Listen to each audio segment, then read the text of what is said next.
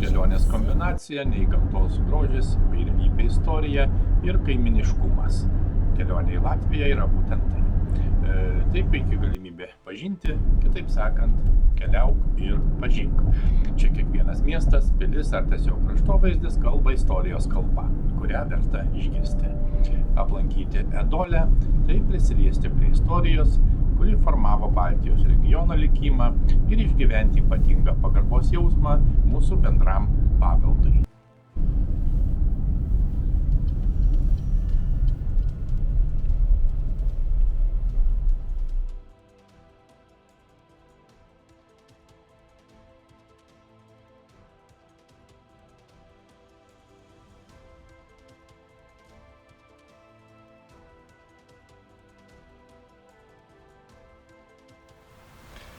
Taip, šiandien yra šeštadienis, rugsėjo 13 diena. Mes tęsime kelionę po Livonijos laikų pilis Latvijoje ir šiandien lankomės Ėduolės pilyje. Ėduolės pilis yra sena istorinė Livonijos laikų pilis, pradėta statyti 1254 metais, ir statyta daugiau nei 10 metų. Pilis yra palyginus netoli Kuldigos miestelio, maždaug 16 km į vakarus nuo Kuldigos, važiuojant link Jūrkalnės, tai yra link Baltijos jūros. Pilis tikrai senovinė, išlaikiusi savo istorinę viduramžių aurą, yra daugybė ekspozicijų, senovinių daiktų, laikrodžių, ginklų ir panašiai. Taip, kad tikrai labai įdomu, gausios ekspozicijos, rūmų interjeras, pilies apskritai interjeras, baldai ir visa kita. Taip pat pilis yra iš esmės iš 2 korpusų. Šiuo metu, dabartiniu metu čia yra ir viešbutis, yra restoranas, kavinė, galima taip pat apsigyventi, apsistoti. Ir 1905 metais pilis buvo sudeginta, bet vėliau vis tiek atstatyta, išlaikytas neogotikinis stilius ir, taip sakant, iki šių dienų pilis iš tikrųjų išlaikė savo visą grožį ir visą istoriją. Įdomu, naudinga, pravartu apsilankyti ir susipažinti.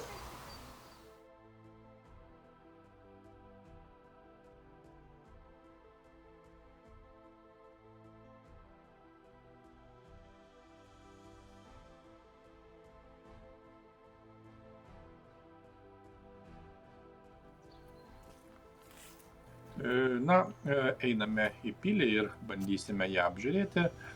Kaip jau minėjome, pilį sudaro 2 gyvenamieji pastatai, sujungti akmens sieną ir ji yra apsupta nuostabaus kraštovaizdžio parko su ežeru. Per visą savo gyvavimo laiką pilis keletą kartų buvo rekonstruota, tačiau išlaikė savo senovinę aurą. Dabartiniu metu Ėduolės pilis žinoma ne tik kaip nacionalinės architektūros paminklas su šiuolaikinėmis vertybėmis ir atmosfera apgaubta legendomis, bet ir kaip įvairių koncertų, parodų ir žinoma kitų renginių vieta. Reikia pasakyti, kad išties per ilgą pilies egzistavimo laikotarpį, nepaisant to, kad jį keletą kartų nukentėjo karų ir gaisrų metu, pilis visada buvo atstatoma ir rekonstruojama. O dabartinė išvaizda pilis įgavo tik XIX amžiuje, iš esmės 3-ame dešimtmetyje, kai buvo sukurti neogotikiniai fasadai, atitinkantis to meto skonį ir stilių.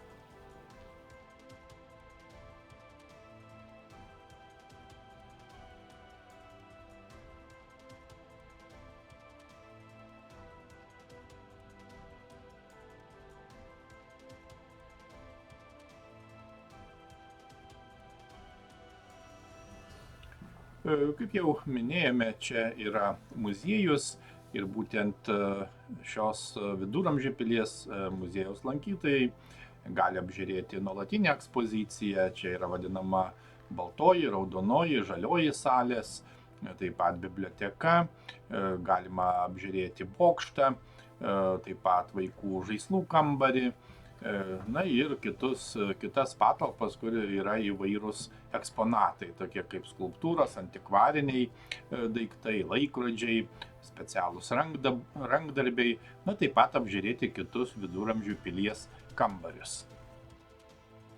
Na ir žinoma, vaikštant po pilį, pilies kambarius, visur jaučiama tikra viduramžių atmosfera, kas be abejo daro išties gilų įspūdį.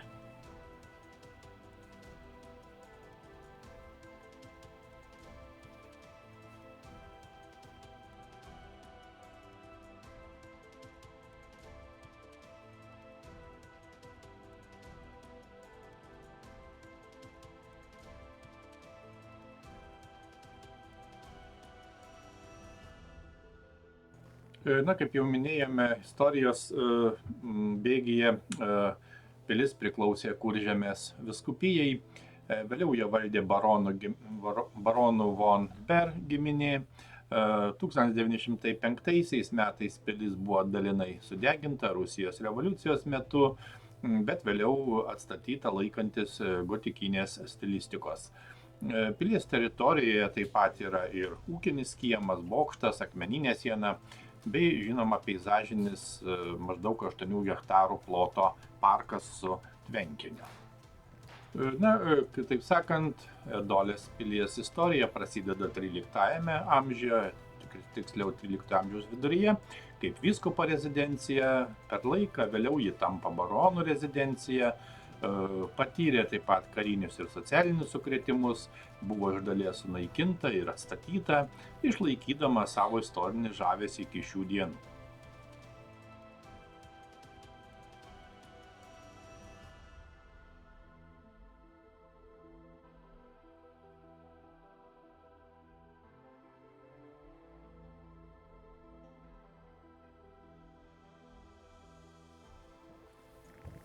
Na, svarbu paminėti, kad pilies istorija nuo 17 amžiaus siejama su jos natūralia transformacija iš gynybinio pastato į reprezentacinę rezidenciją ir kultūros centrą, kaip ir daugelio viduramžių pilių likimas regione. Na ir taip pat Erdolės pilis įprasmina Kuržemės istorijos ir kultūros paveldą Latvijoje.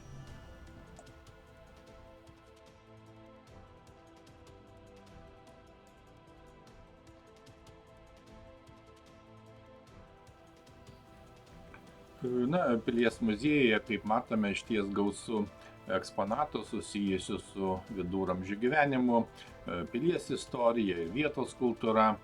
Matome įvairius baldus, meninius dirbinius, skulptūras, senovinius laikrodžius, rankų darbo meno kūrinius. Na, taip pat įvairius kambarius, galima juos visus apžiūrėti, kurie atspindi gyvenimo stilistiką įvairiais istoriniais laikotarpiais. Kaip jau minėjome, tai būtų baltoji, raudonoji, žalioji salės, na ir vėlgi visi kiti kambariai. Na, taip pat galima apžiūrėti ir mineralų kolekciją. Na, kitaip sakant, muziejus apima išties plačią tematiką nuo viduramžių dailės ir amatų, pilies statybos istorijos iki regiono kultūrinio paveldo reprezentavimo.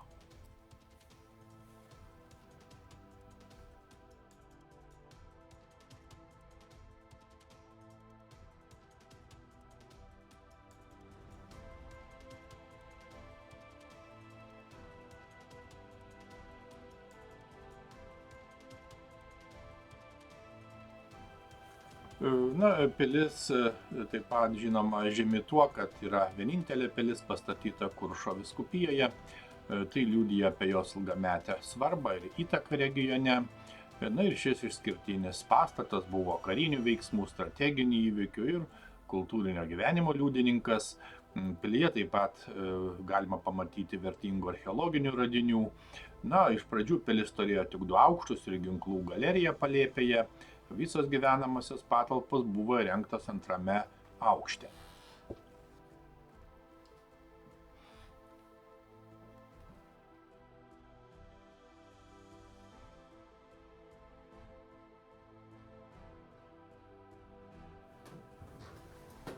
Na ir žinoma, gynybiniais sumetimais durys ir langai daugiausia buvo orientuoti į kiemą, o norint patekti į antrojo aukšto kambarius, antrame aukšte aplink kiemą driekėsi atvira galerija, į kurią iš kiemo vedė laiptai.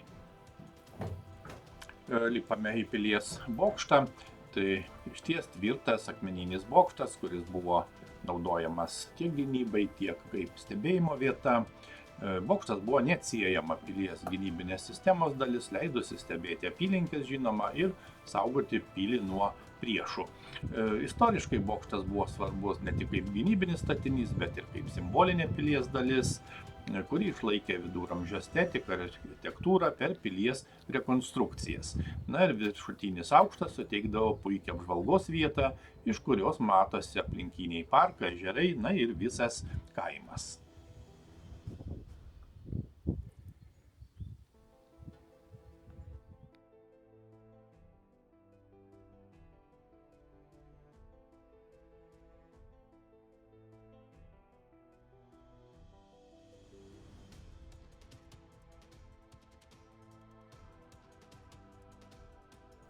Na, taip pat galima paminėti, kad pilies bokšte yra vadinamasis apvalusis kambarys, kur dabar yra įrengta muziejaus ekspozicija. Na ir šiame kambaryje lankytojai gali susipažinti su pilies istorija, jos statyba ir funkcijomis. Na, žinoma, taip pat pamatyti archeologinius radinius, kitus eksponatus, vienaip ar kitaip susijusius su pilies istorija. Na, pilyje taip pat yra ir specialus žaislų kambarys, skirtas vaikams ir šeimoms. Tai tikrai interaktyvi erdvė, kurioje eksponuojami įvairūs žaislai ir žaidimų priemonės, leidžiančios vaikams tyrinėti ir žaisti.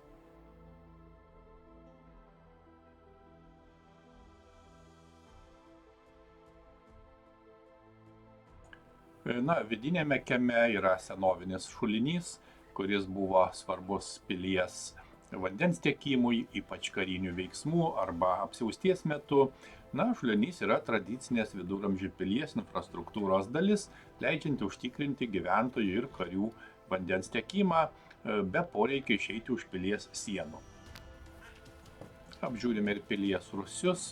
Rūsiuose saugomi ir eksponuojami įvairūs archeologiniai radiniai bei istoriniai eksponatai, kurie atspindi pilies ir jos apylinkių istoriją.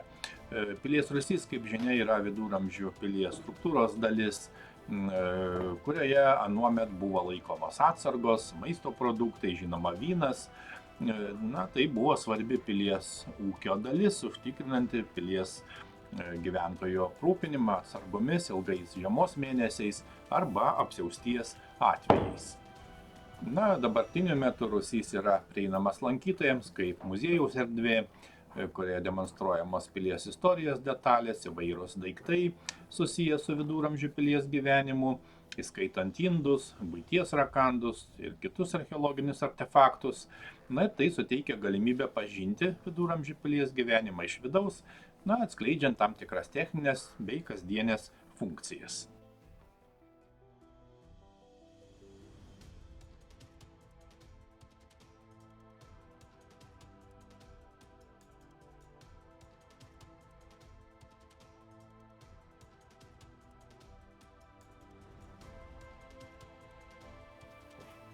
Taip pat įdomu apžiūrėti ir pasakyti, kad pilyje yra įdomi dalis, vadinama pasakų valstybė arba Fairyland.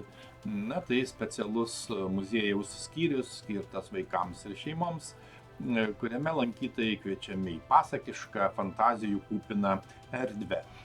Čia galima susipažinti su įvairiomis pasakų, legendų ir mitų temomis, kurios, vienaip ar kitaip įkūnytos interaktyviose ekspozicijose, žaisluose ar tiesiog dekoracijose. Na ir čia vaikai gali žaisti, tyrinėti, ir mokytis per žaidimą, pažindami kultūrinės tradicijas bei žinoma pasakų personažus.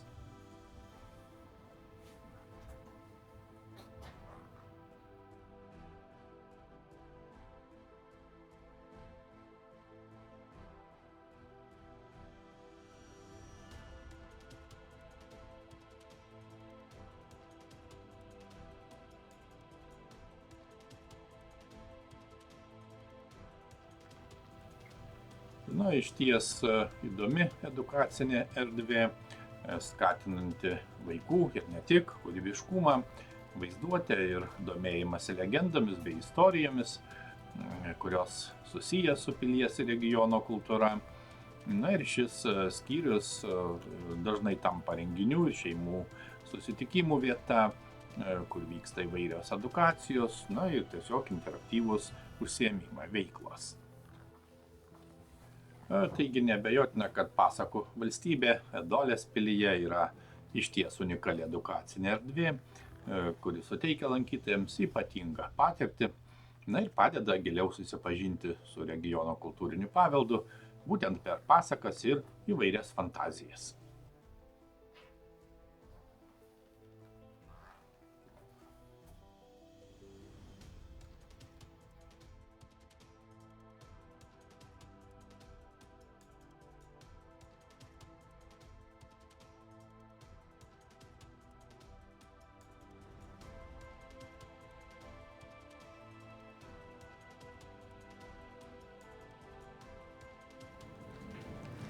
Na ir koksgi apsilankimas būtų Viduramžių pilyje, jei neužsuktume į Pilies restoraną.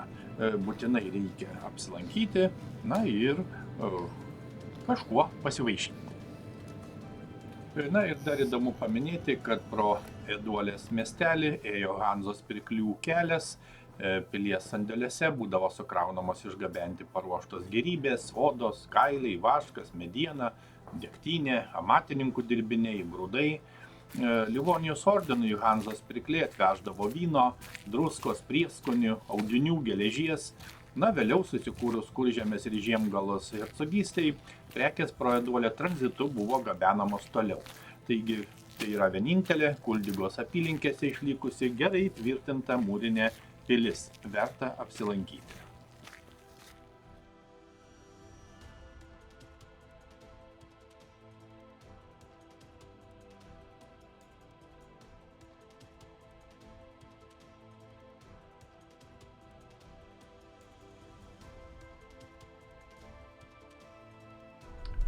Pilis palieka savitą įspūdį. Ji neblizga naujumu, bet būtent tai suteikia jai ypatingo žavesio. Sunkios sienos ir tylūs koridoriai alsuoja istoriją, o kiekvienas kampas primena praeities laikus. Čia jauku ir tylu. Tarsi pati pilis norėtų priglausti smalsų keliautoją ir pasidalinti savo paslaptimis. Sakoma, kad naktį čia vaidenasi. Galbūt tai tik legenda, o gal dar vienas pilies paslapčių liudijimas. Bet tikrai aišku viena. Edolės pilyje istorija yra gyva ir ji palieka pėdsaką kiekvieno lankytojo širdyje.